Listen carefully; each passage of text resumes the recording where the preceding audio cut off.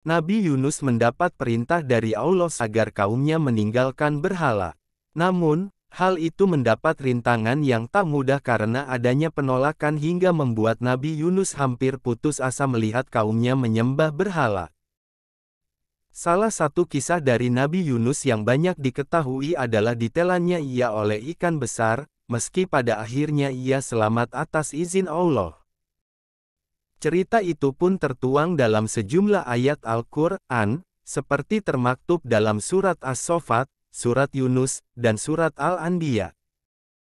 Lantaran kaumnya tak mau beriman kepada Allah, Nabi Yunus marah dan berlari ke tepi pantai. Ia ingin hijrah namun, Allah belum memerintahkan Nabi Yunus untuk berhijrah.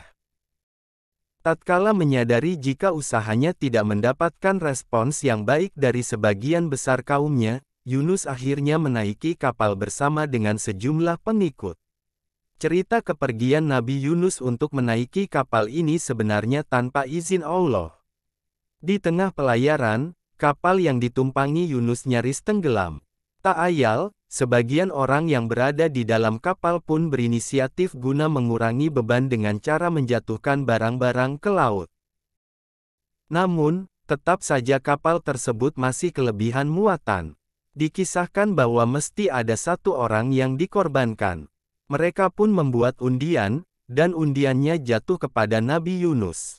Lantas selanjutnya, Nabi Yunus dilempar ke laut dan dimakan oleh ikan besar, sebagaimana dikisahkan dalam surat As-Saffat ayat 141 yang artinya, kemudian ia ikut berundi lalu dia termasuk orang-orang yang kalah dalam undian.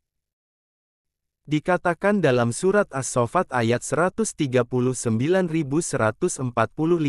dikisahkan bahwa seandainya Yunus tak pernah berzikir ketika berada dalam perut ikan, ia akan tetap berada di sana sampai hari kebangkitan.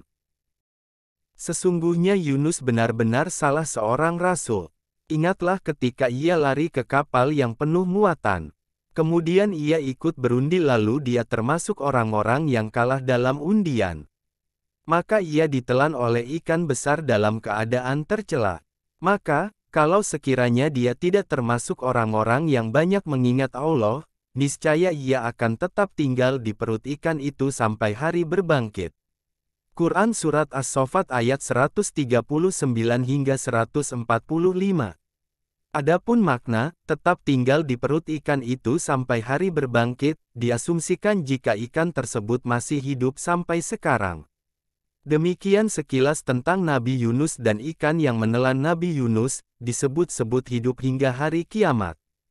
Semoga tayangan ini bermanfaat, dan jangan lupa like, komen dan subscribe.